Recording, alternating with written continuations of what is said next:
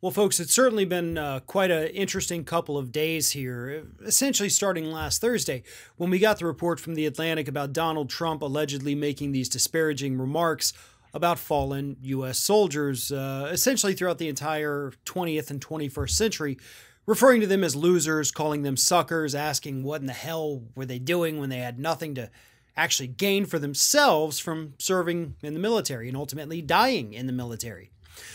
Some of these comments were made during a trip that Donald Trump made to France in November of 2018.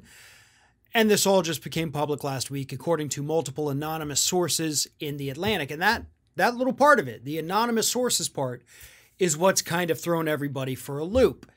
Fox News claims that they independently did confirm what The Atlantic reported, as did several other media outlets. I think CNN, Washington Post, others were able to confirm, corroborate, essentially validate the entire story from The Atlantic. But even though Fox News says they confirmed it, that still doesn't mean that Fox News believes it. And starting on Friday, you had a bit of chaos start breaking out, both behind the scenes and on the air at Fox News, where you had personalities like Laura Ingraham, Greg Gutfeld, among a few others, come out and say that the story was totally false. Nothing believable about it, even though it literally falls in line with everything Trump has said and done with regards to our troops since day one. They said, nope, no way it could have happened, even though our own person already confirmed it. That person's wrong. Trump is right. And by the way, Trump actually called for the Fox News reporter who confirmed it to be fired.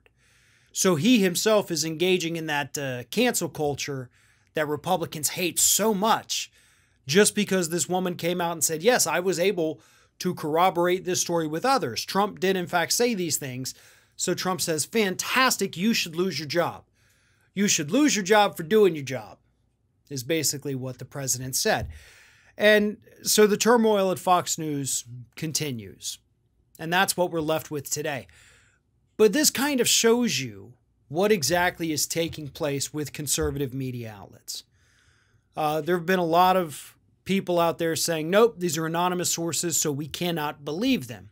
And sure, that does bring into question the credibility of it a little bit. But anonymous sources have been used to take down some of the biggest institutions known to man throughout modern history. Just because a source is anonymous does not mean they are fake. These journalists, these news outlets, they understand what is at stake if they're simply making this stuff up. Not to mention the fact that Donald Trump is the kind of guy who has repeatedly sued different media outlets in the past. If this story was in fact fake, a lawsuit, a libel lawsuit, would have already been filed by the President of the United States. As far as I've seen, that lawsuit hasn't even been filed. Hadn't even been mentioned. He's just saying it's fake. But he's not willing to actually take him to court over it, when he's willing to take everybody to court over every little grievance he has with them. If it were fake, the lawsuit would have already been filed. That's the bottom line. The fact that one has not been filed, to me, confirms it. Now, perhaps you think differently. That's fine. I think you're well in the wrong on that, but that's okay. Because the fact of the matter is, if a lawsuit were filed, then in court, the anonymous sources would be revealed. They could likely get those names shielded from being released to the public, but it would shut Donald Trump up. It would shut the lawsuit down, thus confirming the story. And that's why we're not seeing a lawsuit being filed. Because just because the sources are anonymous to us does not mean they're anonymous to The Atlantic. And these people would, in fact, probably be called as witnesses in any libel suit that Donald Trump would file.